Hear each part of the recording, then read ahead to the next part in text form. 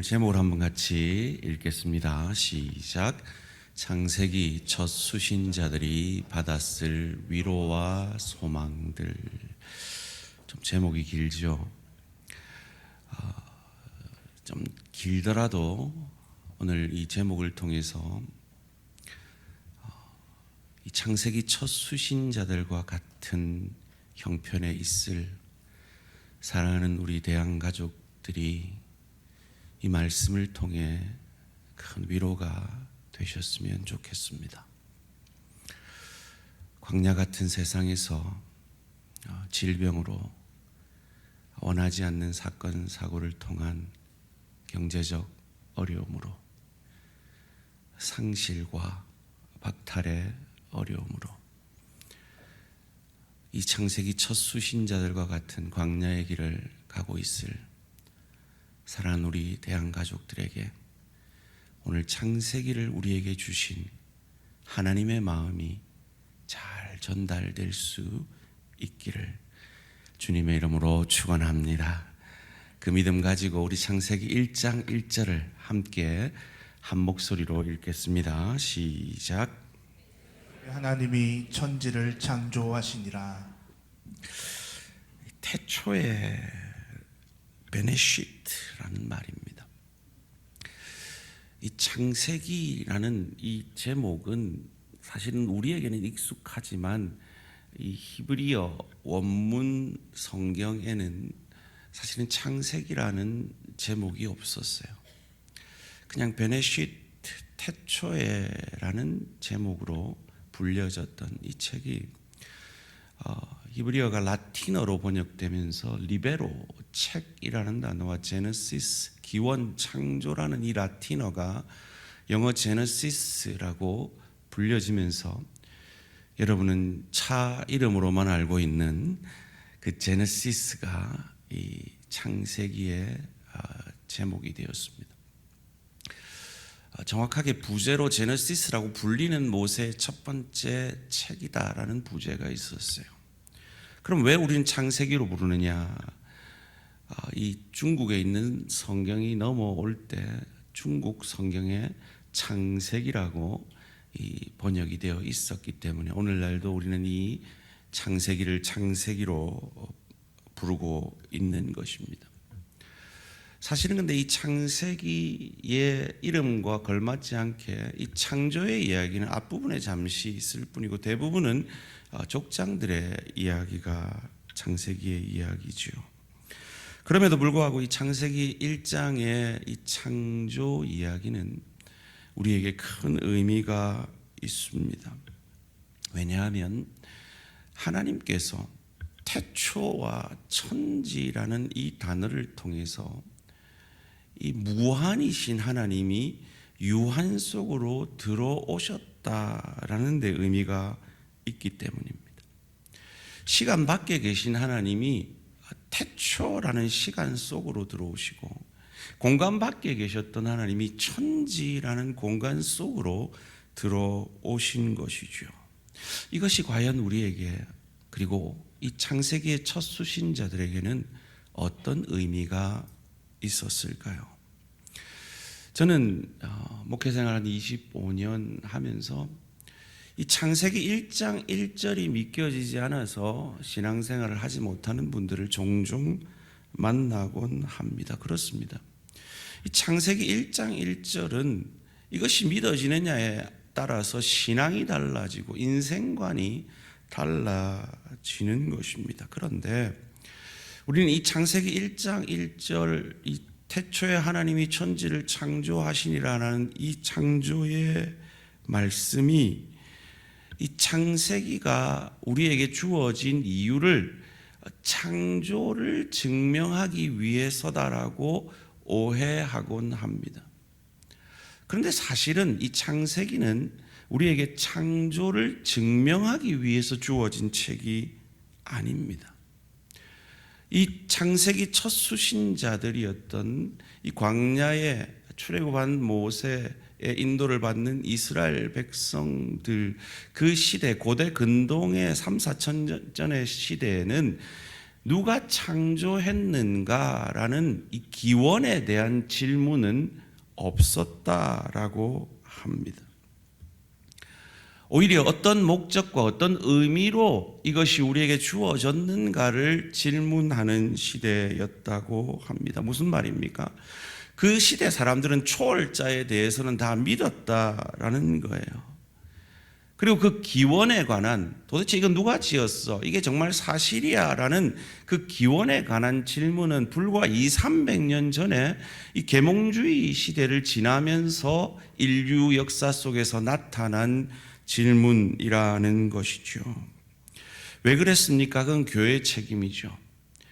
교회가 세상에 실망을 던지면서 이 교회의 신앙 대신에, 하나님 대신에 이 이성과, 인간의 이성과 과학이 하나님의 자리를 대신 차지하게 됨으로 말미암아 도대체 창조는 어떻게 이루어진 거야? 라고 질문하기 시작한 것입니다.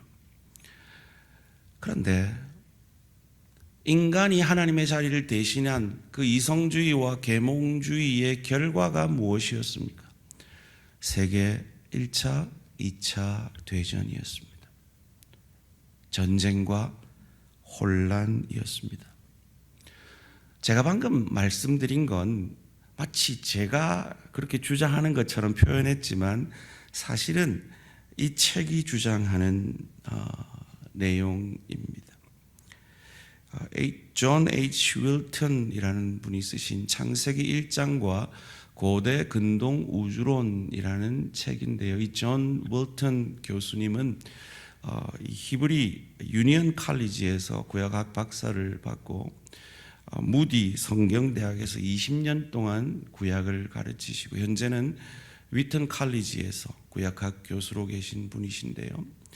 이분의 주장이 바로 이거예요. 창세기가 우리에게 주어진 건 창조를 증명하기 위해서가 아니라 이 창세기를 처음 받은 그 수신자들을 위로하기 위해서라는 거예요.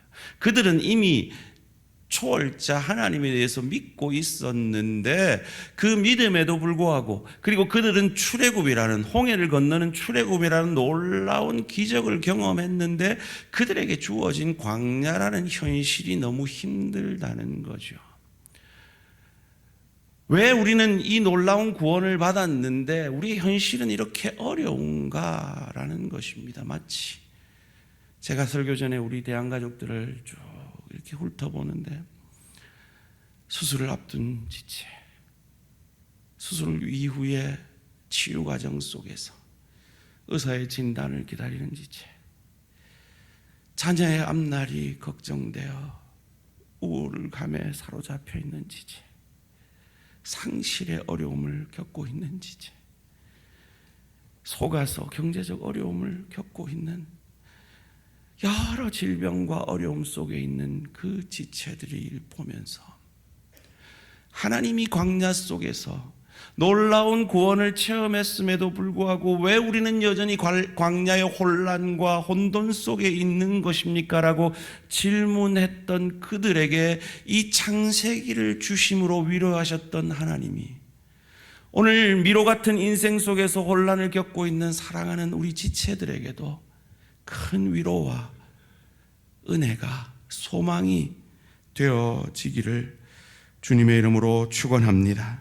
창세기 첫 수신자들에게 이 창세기 1장은 도대체 어떤 소망이 되었을까요? 첫 번째로, 크신 하나님이 역사의 주인이시라는, 주관자이시라는 그것이 그들의 현실은 그럴지라도 위로와 소망이 되어졌을 것입니다.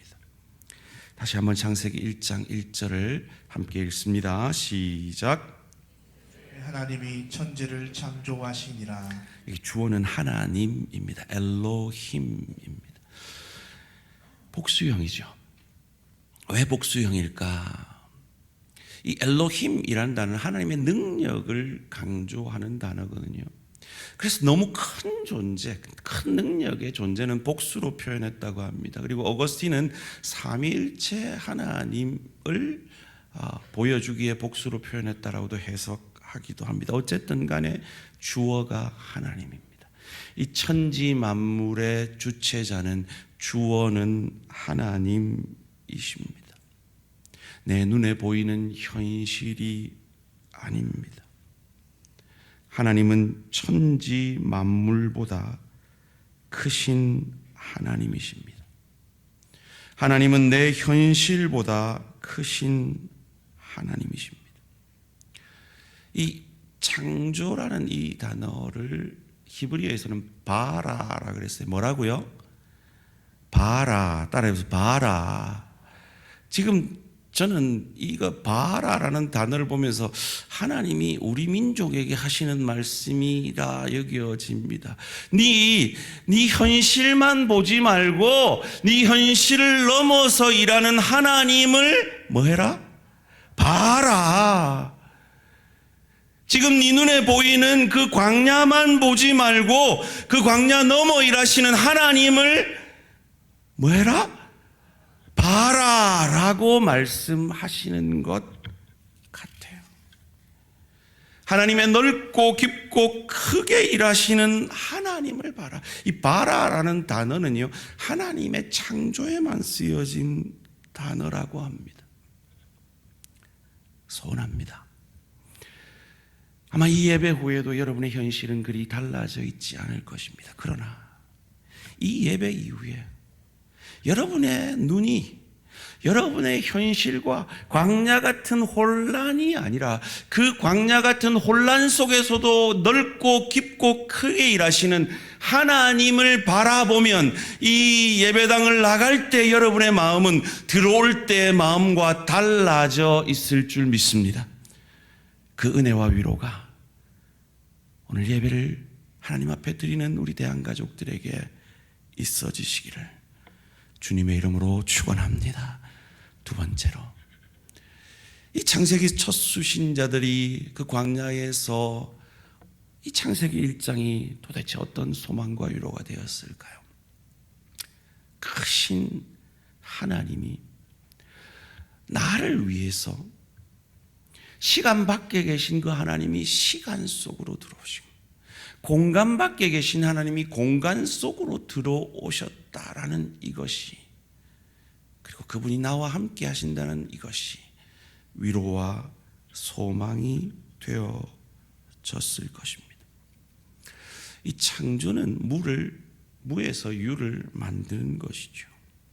그리고 시간이 만들어졌고 공간이 만들어졌습니다. 그 시간을 태초라고 표현했고 공간을 천지라고 표현했습니다.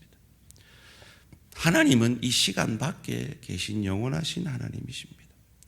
하나님은 이 공간 너머에 계시는 공간을 초월하는 하나님이십니다. 그런데 그 하나님이 나를 위해 시간 속으로 들어오십니다. 나를 위해 공간 속으로 들어오십니다. 이 원어에 보면요, 이 순서가 이렇게 되어 있어요. 태초에 창조하셨다 하나님이 하늘과 땅을. 그렇다면 이 태초라는 단어는 언제를 이야기할까요? 무엇의 시작일까요? 바로 시간의 시작이죠. 잘 기억하십시오. 지금 설교 중에 제일 집중하십시오. 1972년 2월 22일에 다가오고 있습니다. 제가 존재하기를 시작했습니다. 웃으시라고 한 얘기인데 다큐로 받아들이시면, 어디서요? 대구 서문로 교회 안에 있는 사택에서 태어남으로 그 서문로 교회 사택이라는 공간 속에서 저는 존재하기를 시작했습니다. 그렇습니다. 존재라는 건 시간과 공간 속에서 존재하게 되어 있습니다. 하나님은 우리를 존재하게 하시기 위해서 무한 속에서 시간을 만드셨습니다. 무한한 공간 속에서 공간을 만들어 내셨습니다.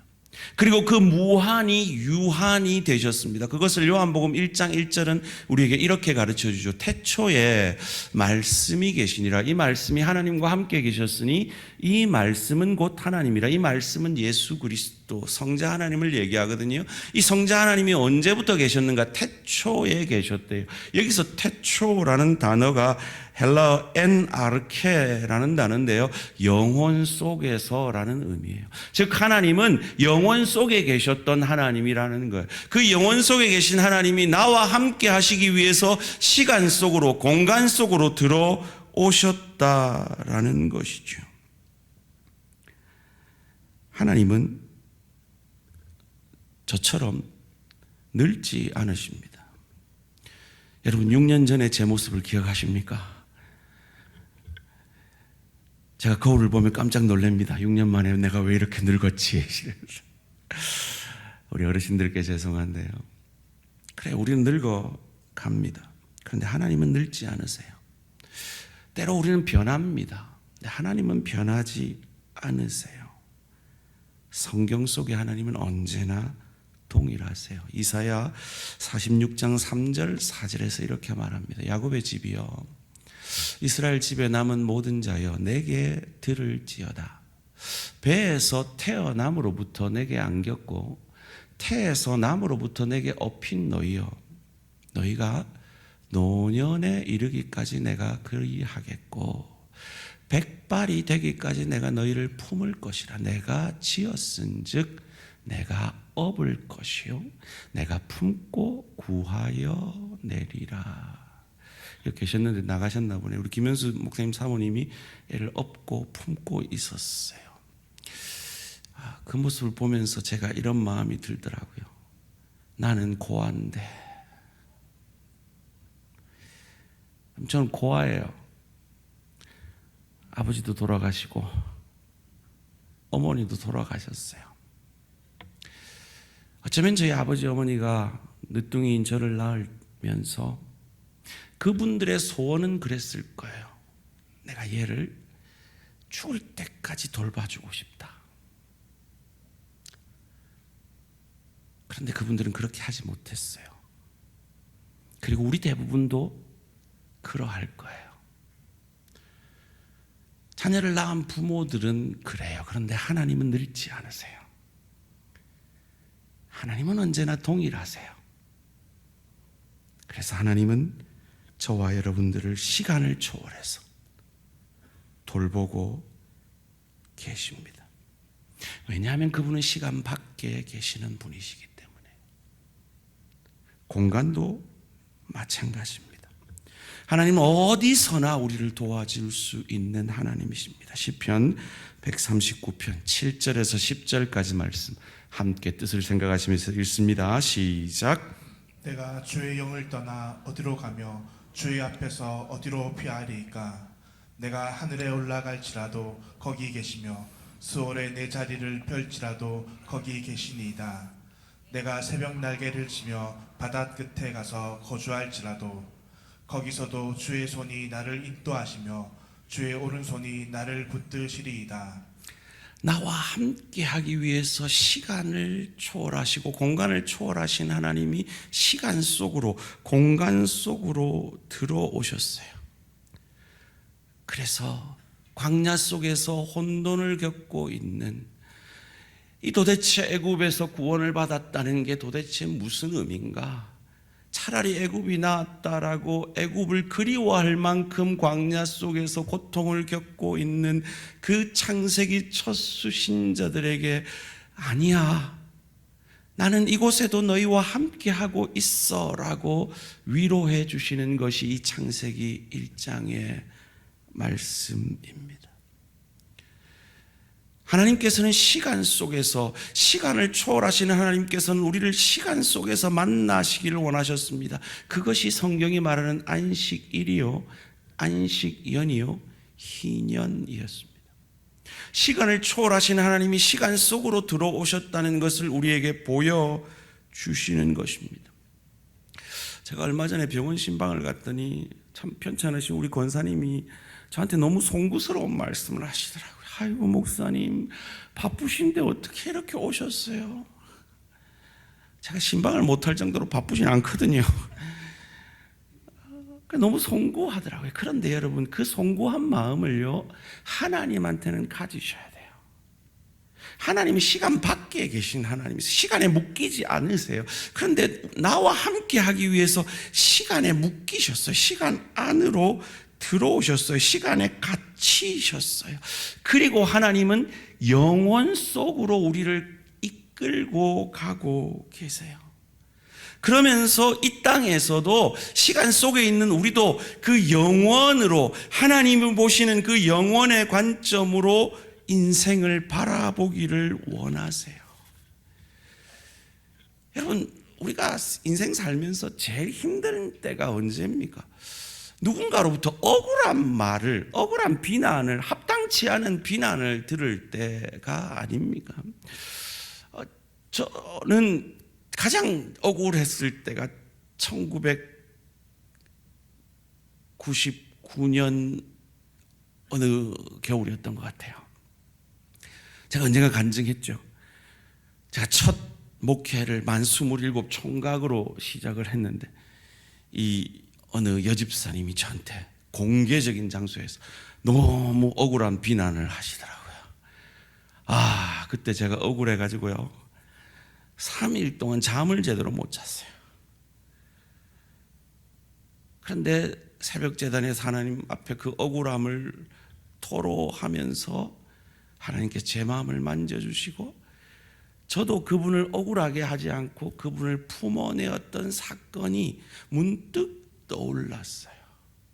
그 25년 전에 그 사건 속으로 영혼의 관점, 하나님의 시간을 초월하는 하나님의 관점에서 보니까 그 시간이 있었기 때문에 이 못되고 못난 내가 그래도 요만큼이라도 목사다워졌구나 하는 걸 깨닫게 되죠. 그 깨달음 속에서 오늘 저를 억울하게 하는 그 누군가도 품을 수 있는 힘을 주시는 거죠. 바로 그것이 오늘 이 광야에서 혼란과 혼돈을 겪고 있고 이게 구원이야 라고 여기는 그 하나님의 사람들에게, 그 광야 속에 이 창세기 첫 수신자들에게 주시는 하나님의 위로라는 것입니다. 여러분, 지금 현실만 보면 이것이 끝이라고 생각하면 정말 절망스럽죠. 그런데 주님이 말씀합니다. 지금이 끝이 아니야 라고 미래에서 오신 하나님이 우리에게 말씀으로 우리를 위로하고 계십니다. 지금이 다라고 생각하면 우리는 창세기 1장 2절에 혼돈과 공허만을 경험하고 있을지 모릅니다. 바로 지금 창세기 첫 수신자들이 그런 것처럼 말이죠. 그런데 우리가 소망이 있는 것은 그 혼돈과 공허 속에 있는 우리를 하나님이 우리와 함께 하시기 위해서 갖춰주신 거예요. 그 시간적 개념에서 갖춰주신 것이 안식일과 안식년과 희년이라면 공간적 개념에서 갖춰주신 것이 성전이죠. 그런데 우리 주 예수님이 이 성전을 헐라 내가 사흘 만에 지으리라 라고 자신이 그 성전을 완성하시는 분임을 알게 하셨고, 내가 안식일의 주인이다 라고 말씀하시면서 자신이 안식일의 율법의 완성자인 것을 알게 하셨고, 그래서 이 예수를 주로 고백하는 우리 안으로 들어오셔서 그가 거하시는 우리가 성전됨을 알게 하여 주시죠. 고린도 전서 3장 16절 말씀입니다. 너희가 하나님의 성전인 것과 하나님의 성령이 너희 안에 계시는 것을 알지 못하느냐. 우리 양 목사님이 무슨 얘기를 하다가 그 말을 했는지 모르겠는데 아마도 저의 그 자유분방함과 저의 끼를 보고 그런 말을 하신 것 같은데요. 목사님, 6층에만 계시면 안 답답하십니까? 이렇게 말씀을 하시더라고요. 예, 그대로 답답할 때가 있어요. 근데요, 시간을 초월하시고 공간을 초월하신 하나님이 이 못난 저와 함께 하셔서 그 6층 목양실 안에 갇혀주세요. 지금 여러분 안에 여러분과 함께 하시기 위해서 하나님이 여러분 안에 갇혀주셨어요. 그 무한하신 하나님이 나와 함께 하시기 위해 유한이 되신 이 은혜 앞에서 우리가 어찌 소망과 위로를 받지 않을 수 있겠습니까? 우리의 인생을 그 하나님의 시선으로 보기 위해서 하나님은 우리 인생 가운데 빛을 비춰주세요. 오늘 본문 3절 4절 말씀 함께 읽습니다. 시작. 하나님이 이르시되 빛이 있으라 하시니 빛이 있었고 빛이 하나님 보시기에 좋았더라. 하나님이 빛과 어둠을 나누사. 여러분, 하나님은 어둠을 만들지 않았습니다. 어둠은요, 빛 없음입니다. 여러분의 인생에는 어둠이 없습니다. 왜요? 빛이신 하나님이 늘 여러분과 함께 하시기 때문입니다. 믿으십니까? 여러분의 질병 가운데서도 함께 하십니다. 여러분의 우울 가운데도 함께 하십니다. 여러분의 앞날 모르는 미래 가운데도 그 주님께서 빛으로 함께 하심을 믿으시기를 주님의 이름으로 축원합니다. 그 빛이 우리 마음에 비추어서 우리에게 주어진 이 놀라운 은혜를 깨닫게 하는 시간이 바로 예배의 시간입니다. 오늘 참 놀랍게도 15분 전에 본당으로 들어오시려고 애쓰는 분들이 꽤 많으셨어요. 참 감사했습니다. 미리 예배를 준비하고 그 예배 구경꾼이 아니라 예배 보고 가는 사람이 아니라 예배자가 되어서 사랑하는 내 지체와 내 가족들과 이 은혜를 나누며 삶에서 그 말씀 붙들고 삶의 예배자가 되어지기 위해서 하나님은 여러분 가운데 빛을 비추어 주시고 그 하나님의 시선으로 여러분의 광야에서의 삶을 보게 하십니다. 그곳에 하나님이 없다는 것은 사단의 거짓말입니다. 그곳에 하나님이 함께 계십니다. 시간과 공간을 초월하시는 하나님이 여러분과 함께 하심으로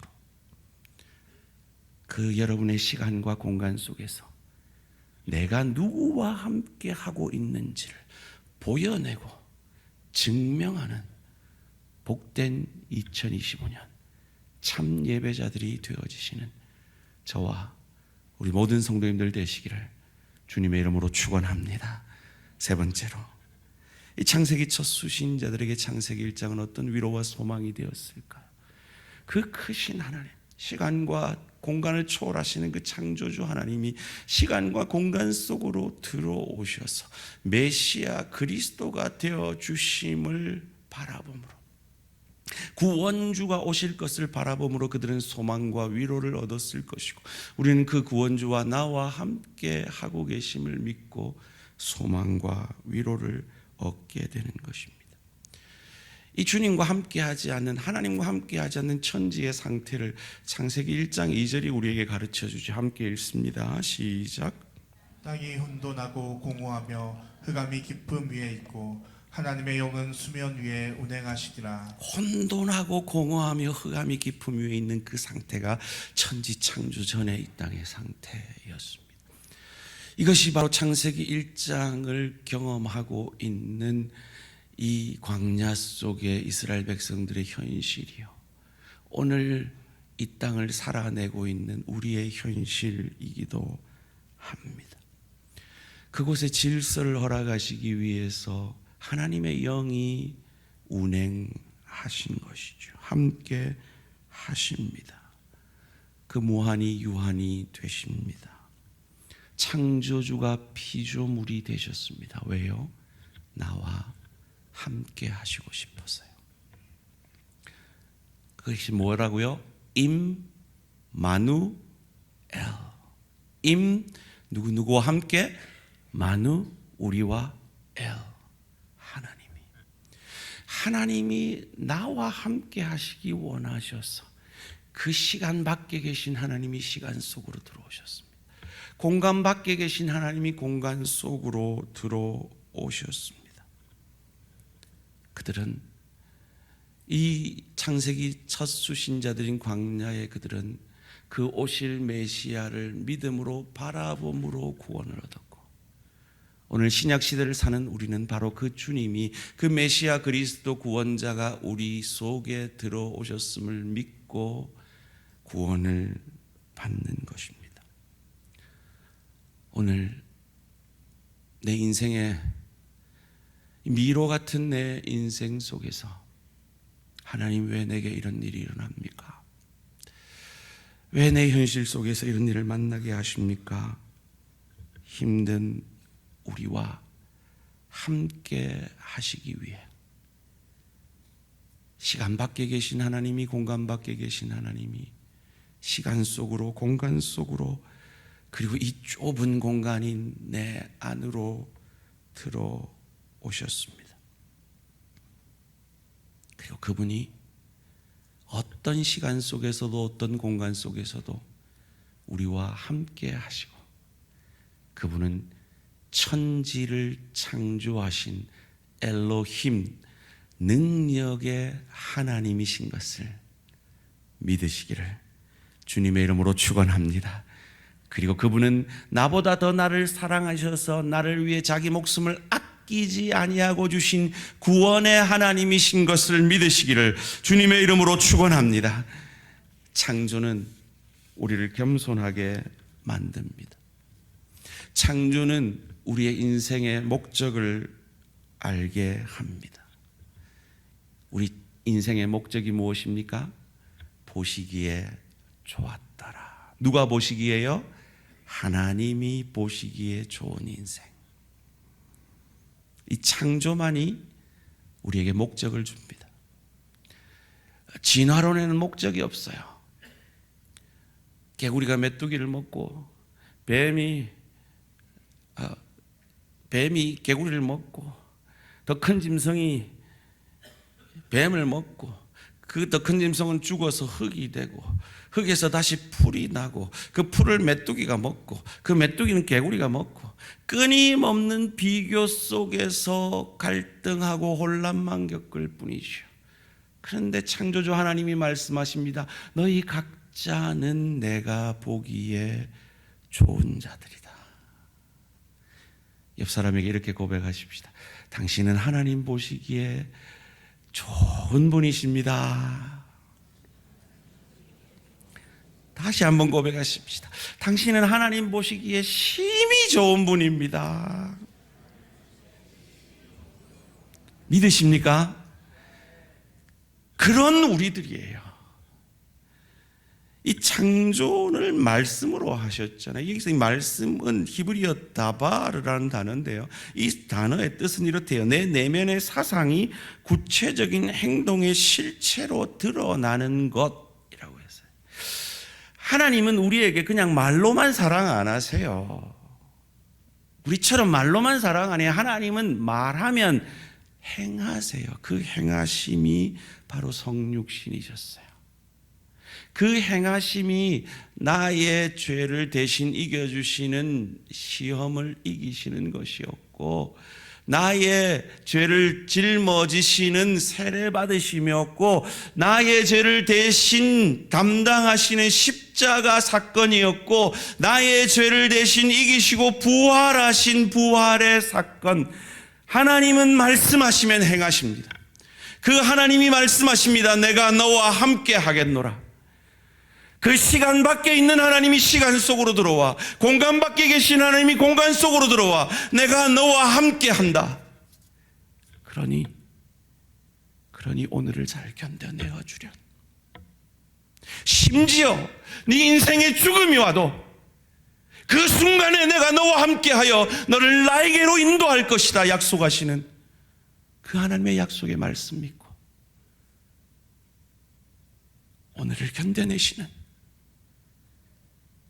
이 창세기 말씀으로 그 광야를 견뎌낸 이 창세기 첫 수신자들처럼 주께서 비추시는 빛으로 이 한 주간도 삶의 예배 자리에서 그 현실을 견뎌내시며 그 현실 속에서 내가 누구와 함께하고 있는지를 보여내시는 저와 우리 모든 성도님들 되시기를 주님의 이름으로 축원합니다. 이 시간 함께 기도의 자리로 나아가겠습니다. 여러분 어떤 광야 속에 계십니까? 그 광야 속에서 시간 밖에 계시는, 공간 밖에 계시는 하나님이 여러분과 함께 그 짐을 짊어지고 계십니다. 죽음조차도 그 주님이 나와 함께 하심을 막을 수 없는 축복을 우리는 그리스도 예수를 믿음으로 받은 자들입니다. 주님 믿겠습니다. 그거 믿고 이 현실을 믿음으로 감당해내겠습니다. 감당할 뿐만 아니라 내가 도대체 누구를 품고 사는 자인지, 누구와 시간을 같이 함께 하는 자인지를, 그 은혜를 내 남편에게, 내 아내에게, 내 부모에게, 내 자녀에게, 내 동료에게, 내 지체에게 보여내므로 주님의 은혜의 통로가 되는 복된 예배자가 되게 하시옵소서. 주여 한번 부르시고 내 귀에 들릴 정도로 하나님 앞에 결단의 기도를 드립니다. 주여!